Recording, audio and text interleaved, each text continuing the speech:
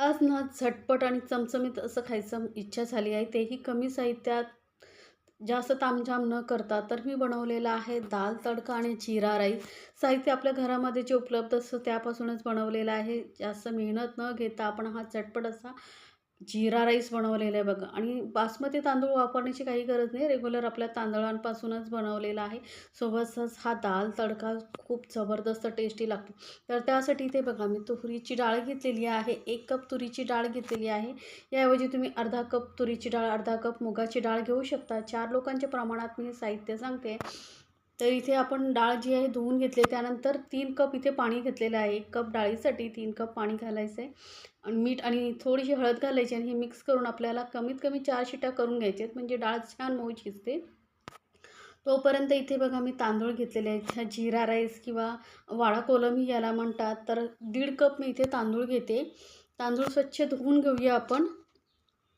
तर तांदूळ धुवून घेतल्यानंतर याला ठेवूया साईडला. आता वळूया गॅसकडे. तर गॅसवरती कढई ठेवले, त्यामध्ये 5-6 कप पाणी घ्यायचं. त्यामध्ये काही खडे मसाले घालायचे आहेत. दालचिनी, लवंग, वेलची, काळी मिरी आणि थोडंसं मीठ घालायचं आहे. नाहीतर काय होईल, राईस आपला फिका लागेल थोडासा. त्यामुळे थोडं मीठ घालायचं आहे आता आणि छान याला असं शिजवून घ्यायचं आहे. किंवा तुम्ही रेग्युलर जसा राईस शिजवता तसंही शिजवू शकता, पण आपण थोडंसं वेगळ्या पद्धतीने करतो आहे. त्यामुळे जर असं बासमती तांदळासारखं याला उकडून घेतलात ना, तरीही राईस आपला एकदम टेस्टी लागतो. तर हे बघा, राईस आता छान असं उकळी येते. आता पाणी बहुतेक आटलेलं आहे. आता चेक करूया आपण. तर तांदूळ आपला हा छान शिजला गेलेला आहे. आता हा पाण्यातून काढून आपल्याला एका चाळणीवरती ठेवायचा आहे. तर हा राईस काढून मी असं चाळणीवरती ठेवते, म्हणजे काय होईल, यातलं पाणी जे आहे एक्स्ट्रा निघून जाईल आणि आपला तांदूळ जो आहे मोकळा मोकळा होईल. तोपर्यंत आपण डाळ चेक करूया. डाळ ही आपली मस्त कुकर जो आहे थंड झालेला आहे. डाळ चांगली शिजली गेलेली आहे, मऊसूत झालेली आहे. आता याला ना थोडंसं घोटून घेऊया, म्हणजे डाळ जी आहे छान एकजीव होते आणि डाळीला असं दाटसरपणाही येतो. त्यामुळे फेटून चांगलं घ्यायचं आहे. मस्त असं फेटून घेतलेली आहे बघा डाळ, मस्त एकदम बारीक झालेली आहे. आता या डाळीला आपण तडका देऊन घेणार आहोत. तर ही गॅसवरती ठेवूया कढई आणि कढईमध्ये 1 मोठा चमचा तेल घेतलेला आहे. सोबतच 1 चमचा तूप घेतलेला आहे छोटा. तुपामुळे ना ही दाल तडका खूप छान लागतं. यामध्ये घालूया जिरं. आता राई तुम्हाला आवडत असेल तर राईही घालू शकता. 1 हिरवी मिरची घेतलेली आहे. आता तिखट तुम्हाला किती हवं आहे त्यानुसार हिरवी मिरचीचं प्रमाण कमी जास्त करू शकता. थोडीशी कढीपत्त्याची पानं घातलेली आहेत. सोबतच ना 8-10 लसणाच्या पाकळ्या बारीक चिरून घेतलेल्या आहेत. थोडंसं तेलामध्ये परतून घेऊया. गॅस एकदम मंदपेक्षा थोडंसं वाढवलेलं आहे, पण जास्त फास्ट नाही ठेवायचा. त्यामध्येच घालणार आहोत 1 छोटा कांदा बारीक चिरून घेतलेला आहे. तर कांदाही थोडासा गुलाबीसर होईपर्यंत आपण तेलामध्ये परतून घेणार आहोत. तर लसूण मस्त आपली भाजली गेली. त्यानंतर घालूया थोडंसं हिंग. हिंग डाळीमध्ये नक्की घाला, मस्त टेस्टही छान येते आणि डायजेशनचा वगैरे त्रास होत नाही. त्यामुळे हिंगाचा ना नेहमी जेवणामध्ये वापर करत जा, चांगलं असतं आरोग्यासाठी. त्यानंतर 1 छोटा चमचा इथे मी आलं बारीक चिरून घेतलेलं आहे किंवा तुम्ही किसूनही घेऊ शकता. कांदा आणि लसूणबरोबर आलं आधी घालायचं नाही. थोड्या वेळानं शिजला गेला कांदा, चांगला भाजला गेला की मगच आलं घालायचं. आता आलंही चांगलं शिजलेलं आहे आपलं तेलामध्ये.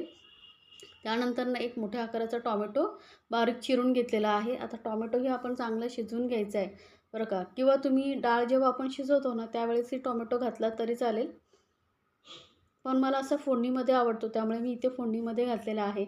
आता घालूया मीठ. तर डाळ शिजवतानाही आपण मीठ घातलं होतं, ते लक्षात ठेवा, त्यानुसारच मीठ घालायचं आहे. टॉमॅटोबरोबर मीठ घातलं ना म्हणजे टॉमॅटो लवकर मऊ होतो. त्यामुळे थोडंसं टॉमॅटोपुरतंच आपण आता मीठ घातलेलं आहे. नंतर आपण चेक करून मीठ अजून घालू शकतो. सुरुवातीला जास्त घालू नका. तर टॉमॅटो बघा मस्त असा शिजला गेला आहे. त्यानंतर 1 अर्धा चमचा इथे मी धनी पावडर घालते. अर्धा चमचा इथे लाल मिरची पावडर घालते. आता तिखट तुम्हाला आवडेल त्याप्रमाणे तुम्ही लाल मिरचीचं प्रमाण कमी जास्त करू शकता. छान असं मिक्स करून घेऊया. गॅस एकदम मंदवरती ठेवली, नाही तर आपले हे आता मसाले घातले आहेत ना ते करपू शकतात. त्यामुळे गॅस मंदवरती ठेवायचे आणि मसाले चांगले तेलाबरोबर परतून घ्यायचे. बघा मस्त असं तेलामध्ये मसाले आपले परतून झालेले आहेत. आता यामध्ये आपण घालूया डाळ. जी आपण छान अशी घोटून ठेवली होती. आणि हे ना दाल तडका, दाल फ्राय जे असतं ना, ते जास्त पातळ करू नये, नाहीतर ती खाण्याची मजा येत नाही. थोडं दाटसरच असावी बघा. या पद्धतीने छान असं मिक्स करून घेतलेलं आहे. कलरही खूप सुंदर आलेला आहे बघा. आता यामध्ये घालूया वरून थोडीशी कोथिंबीर आणि मिक्स करून घेऊया. थोडासा मी घालते गरम मसाला. गरम मसाला आपण जेव्हा मसाले परततो ना तेव्हा नाही घालायचा, नंतर घालायचं. म्हणजे त्याचा जो सुगंध, फ्लेवर आहे तो छान उतरतो डाळीमध्ये. मिक्स करून घेतल्यानंतर बघा डाळ्याला आता छान असं उकळून घ्यायचं आहे आपल्याला. एक 2-3 मिनटं मस्त अशी दणदणून डाळ उकळली पाहिजे. थोडंसं घालते पाणी, जास्त नाही पाणी घालायचं, कारण नाहीतर डाळ पातळ होईल. ते गरमागरम असं आपलं दाल तडका तयार होतं. याला आपल्याला वरून फोडणी द्यायची आहे, लक्षात ठेवा. तर ही दाल तडका आपली चांगली अशी 2-3 मिनटं मी उकळवून घेते. म्हणजे काय होईल, जो मसाले वगैरे आहेत ना ते छान असे मिक्स होतील डाळीमध्ये. आणि जेवढं तुम्ही छान अशी उकळवाल ना तेवढंच डाळीला आपल्या टेस्ट छान येईल. तर बघा मस्त 2-3 मिनटं मी याला डाळीला उकळी आणलेली आहे. तर गरमागरम असा आपला दाल तडका तयार झालेला आहे. पण याला अजून आपल्याला वरून फोडणी द्यायची आहे. तर नक्की एकदा या पद्धतीने बनवून पहा. आता आपण याला वरून फोडणी देऊया. तर तडका पॅनमध्ये मी 1 चमचा तूप घेते किंवा तुम्ही तेल घेऊ शकता. इथे आपल्याला घालायचं आहे थोडंसं जिरं आणि सुक्या लाल मिरच्या नक्की वापरायच्या तडक्यामध्ये. तसा जो फ्लेवर आहे ना डाळीमध्ये छान येतो. तर इथे 2 सुक्या मिरच्या आणि अर्धा चमचा काश्मीरी लाल मिरची पावडर घेतलेली आहे. यामुळे कलर खूप छान येतो. गॅस बंद केलेला आहे आणि लगेच ही गरम गरम फोडणी आपण या आपल्या दाल तडक्यावरती घालून घेणार आहोत. तर बघू शकता मस्त कलर पण छान येतोय. आणि हलक्या हाताने फक्त मिक्स करून घेऊया. आणि मस्त अशी आपली ही दाल तडका झालेला आहे तयार गरम गरम. वरून थोडीशी अजून मी कोथिंबीर घालते. आता आपला दाल तडका हा तुम्ही रेग्युलर जेवणासाठी नॉर्मल राईसबरोबरही खूप छान लागतो. तर एकदा नक्की बनवून बघा आणि मला सांगायला विसरू नका बरं का, तुम्हाला ही रेसिपी कशी वाटली. अशा छान छान रेसिपी आपल्या चॅनलवरती असतात, त्यामुळे चॅनलला सबस्क्राईब करायला विसरू नका. आता आपलं दाल तडका तयार झालेला आहे. आपण जिरा राईस बनवायला घेऊया. तर कढईमध्ये 2 चमचे तेल घेतलेलं आहे. त्यानंतर 1 चमचा भरून तूप घेतलेलं आहे. नुसत्या तेलाचाही वापर तुम्ही करू शकता, पण थोडंसं तूप घातलं की चव छान येते.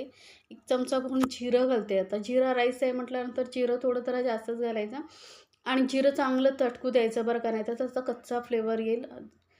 त्यामुळे जिरं चांगलं चटकल्याकच आपल्या जिरा राईसला टेस्ट येते. त्यामुळे थोडंसं असं लालसर होऊ द्यायचं आहे आपल्याला जिरं थोडं लालसर झाल्यानंतर गॅस एकदम मंदवरती ठेवली आणि मंद गॅसवरती आता आपण हा राईस घालून घेऊया.